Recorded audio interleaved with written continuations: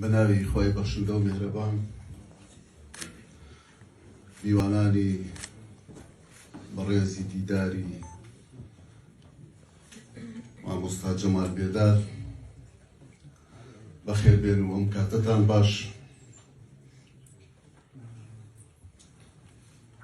سوپاس بۆ دامەزراوەی کەریمی عەلەکە، سوپاس و ڕێز و حورمەت بۆ جەنابی دکتۆر تەها کە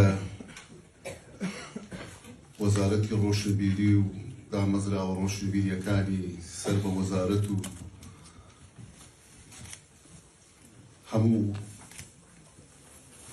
ئەوانەی کە عاشق و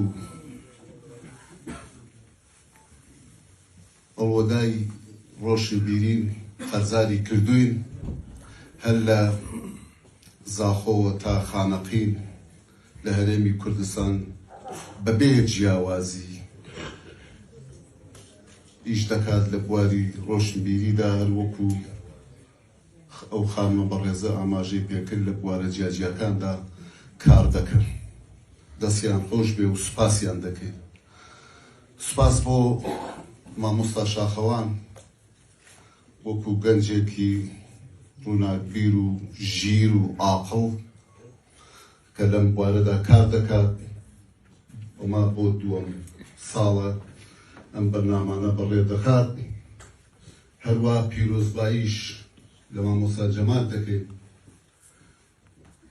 بۆ دیدارەکەی مامۆستا جەمال، پیاوێکی ڕۆشنبیری لە بواری زمانەوانی و ئەدەب لە هەورامان کاری کردووە و کار دەکات. وەزارەت دەستخۆشی لێ دەکەین بە باشمانزانی ئەمساڵ بەرهەمەکانی بۆ چاپ بکەین بۆمان لە چاپدا و داوای سەرکەوتنی زیاتری بۆ دەکەین.